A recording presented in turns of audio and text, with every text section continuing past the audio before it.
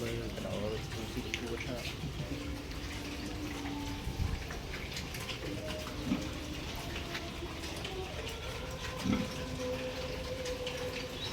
một con mà mới trú là sai với bạn ba năm mươi con mà mới trú mơ mạch đấy ba tục ba đọc bay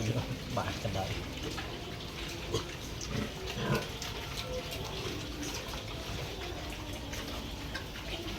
con màu sai với bạn mà mơ là mơ một đòn